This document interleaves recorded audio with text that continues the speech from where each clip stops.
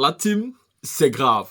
C'est extrêmement grave et vous devez prendre ce que je dis ici très très au sérieux. J'ai déjà fait une vidéo ici, il y a quelques jours, où le PPACI, seul, dénonçait la volonté du RHDP de fermer la bouche à la société civile, aux partis d'opposition, aux religieux. C'est grave ce qui se passe en Côte d'Ivoire. Le PPACI était donc sorti pour nous expliquer que il y a une loi qui veut être introduite. Dans le fond, la loi n'est pas si mauvaise parce qu'elle a pour but d'oppresser tous ceux qui font les blanchiments d'argent, des criminels. Et dans ce sens-là, on est totalement d'accord. Mais de manière subtile, le RHDP a introduit dans la même loi la volonté d'oppresser ceux qui dénoncent, c'est-à-dire la volonté d'oppresser des personnes comme nous. C'est-à-dire, si moi je viens dénoncer un voleur, alors que le juge déclare qu'il n'est pas voleur, je suis passible d'une condamnation de prison. Si moi je viens dénoncer certains faits de l'État, alors que l'État c'est l'État, je suis passible d'une condamnation de prison. Il y a beaucoup de trucs comme ça que le RHDP essaie d'introduire dans les lois pour complètement fermer la bouche des opposants. C'est-à-dire, le seul moyen aujourd'hui qui reste non seulement aux opposants, aux partis civils, aux citoyens même simplement de pouvoir s'exprimer, on veut leur retirer cela. On s'approche donc vers un régime parlementaire. Parce que ça commence petit à petit.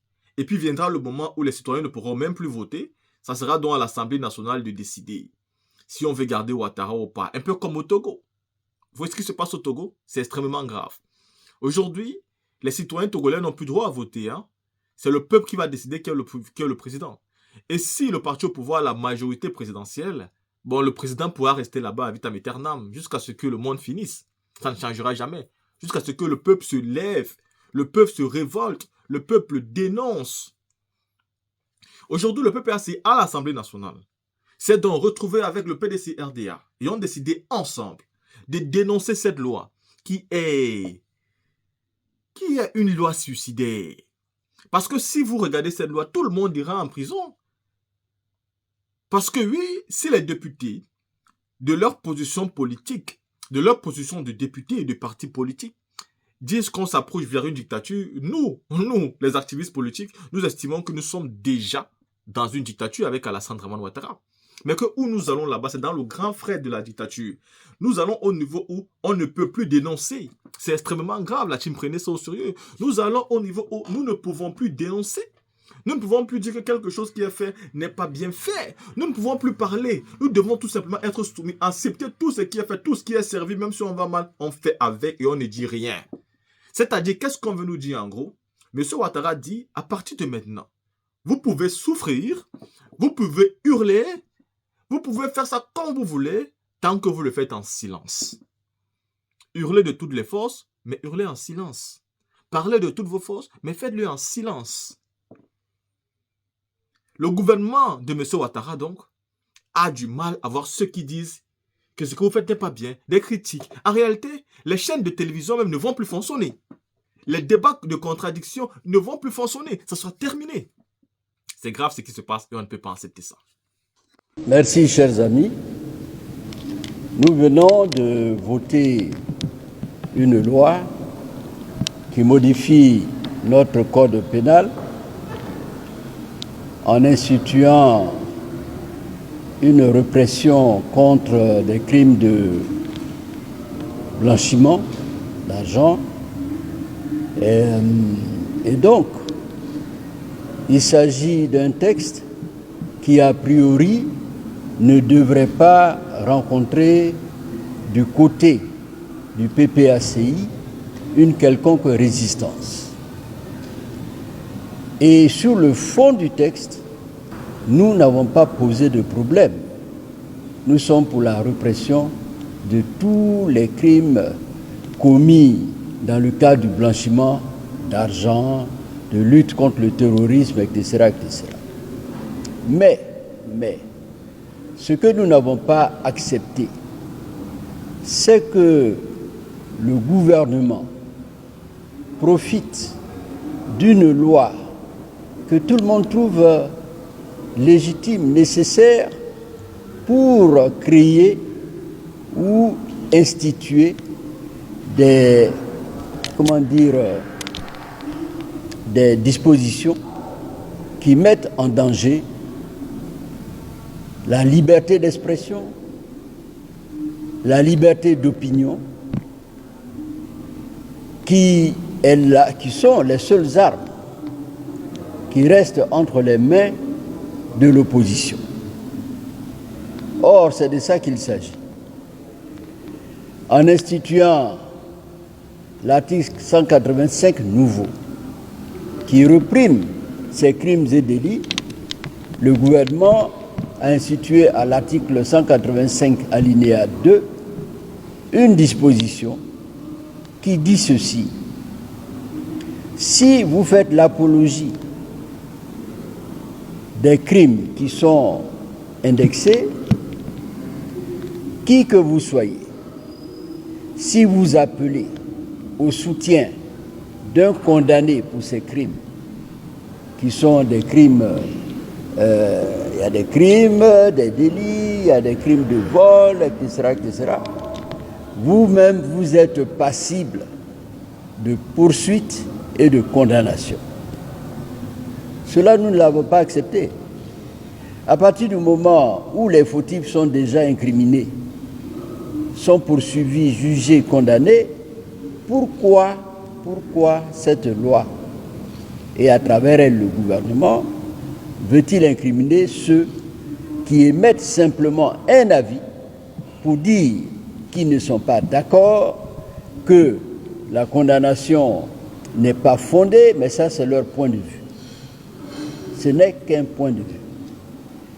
Alors nous avons trouvé que c'était une manière subtile de museler l'opposition et qu'il fallait réécrire la disposition de façon différente si l'on veut atteindre le même but, frapper ceux qu'il faut frapper et non pas ceux qui ne sont que des citoyens qui émettent leur avis.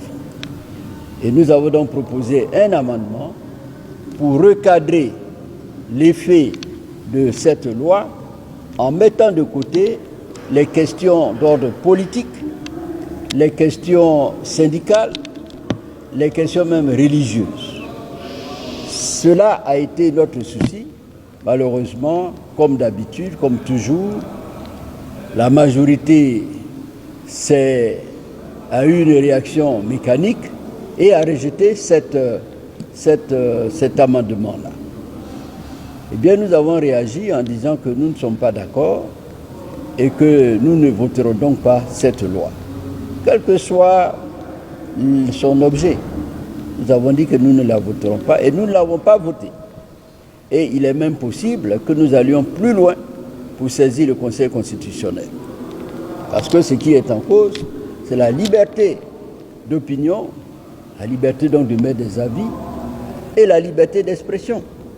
Si vous supprimez cela, qu'est-ce qui reste aux citoyens face à une autorité qui, selon moi, n'est-ce pas, avance doucement vers une certaine dictature? Merci. J'avais très souvent décrié cette façon mécanique de travailler à l'Assemblée nationale et qui fait de notre Assemblée nationale, notre hémicycle, un lieu d'enregistrement, un parc à moutons, qui fait que les gens s'alignent même à des positions contraires à leurs convictions. Parce que quand je parle de convictions, nous sommes des députés, nous sommes des amis, nous nous fréquentons et nous nous entreprenons pour savoir l'opinion de chacun sur chacun des textes. Et le texte qui a été soumis au vote ce matin est un texte qui modifie le code pénal en ses dispositions concernant le blanchiment, le terrorisme et tout le reste. Observez qu'un citoyen X est poursuivi pour atteinte à la sûreté de l'État. Cette infraction d'atteinte à la sûreté de l'État a une coloration souvent très politique. Cette personne est déférée devant les tribunaux et est condamnée. Parce que nous savons comment les ordres sont donnés très souvent dans l'ordre judiciaire. Il est condamné. Moi, tant que député ou bien membre d'un parti politique, à l'occasion d'une rencontre politique, j'émets une opinion pour dire que le motif n'était pas valable et qu'il ne pouvait pas conduire à une atteinte à la sûreté de l'État. L'opinion que j'aurais donnée serait contraire à l'opinion de l'autorité. L'autorité, entendez par là le pouvoir, donc le parquet. À partir de là, parce que mon opinion a été dite de façon publique et qu'elle pourrait coaliser plusieurs autres personnes pour venir être d'accord avec mon opinion, je suis sous le coup d'une infraction que vise l'article 185.2 du Code pénal. Mais bien évidemment, cela ne peut pas être possible parce que ça porte atteinte aux libertés d'opinion, aux libertés politiques essentielles, qui sont les seules armes qui restent entre les mains de l'opposition. Alors le PDCI a décidé, après avoir analysé la proposition d'amendement qui avait été faite par le PPACI, qui nous demandait de sortir une réserve à cet article pour dire simplement que les questions d'opinion politique, syndicale, religieuse et autres ne sont pas concernées par la prescription de l'article 185.2. Le PDCI a choisi de suivre cette prescription parce qu'elle nous préservait tous contre l'arbitraire de l'État. L'arbitraire de l'État. Bien évidemment, c'est assez malheureux pour ceux qui viennent de commencer peut-être à l'Assemblée nationale, bien que ceux qui encore ont l'ambition de venir y travailler comme députés. Je ne parle même pas de majorité mécanique, mais des députés qui suivent des opinions, des textes, des prescriptions qui sont contraires à leurs opinions. Mais ces députés l'affirment clairement. Je ne suis pas d'accord, mais qu'est-ce que tu veux que je fasse? Mais où va donc le pays? Où va donc l'Assemblée nationale? Où va l'Assemblée nationale? On nous a objecté que l'article 185 avait été rédigé depuis 1981. Mais en 1981, il n'y avait pas de multipartisme. Il y avait un unanimisme qui permettait une telle pratique. Maintenant que nous sommes tous d'accord et que s'exprime la soi-disant démocratie ivoirienne, mais attendez, ne muselez pas en venant créer subversivement des infractions qui seraient poursuivies contre les militants de l'opposition.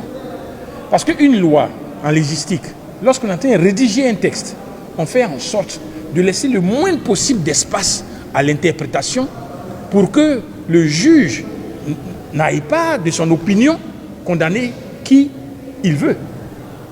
Or, le texte qu'on nous a proposé permettait d'aller vers ces infractions, les droits politiques, pour venir les sanctionner. Le PDCI a dit non. Nous savons que la Côte d'Ivoire doit subir l'audit de ces textes, l'audit de ses engagements internationaux, très bientôt. Il lui était intéressant que l'ensemble des députés il fait chorus pour que ces lois soient votées à l'unanimité. Mais avec de telles pratiques, le PDCI ne peut pas s'accorder avec des textes qui sont liberticides. Le texte de l'article 185, alinéa 2 qu'on nous a proposé, permet de sanctionner l'opposition, de sanctionner nos libertés de parole, nos libertés d'opinion. Et cela, le PDCI ne peut pas l'accepter. C'est pourquoi le PDCI, à l'unanimité de son groupe parlementaire, a décidé de voter non. Et nous avons voté non. Ils peuvent voter leur loi avec leur majorité mécanique. Mais la conviction est que nous défendons les libertés, et nous restons très libres en conscience par rapport à ces libertés-là. C'est cela que nous devons dire.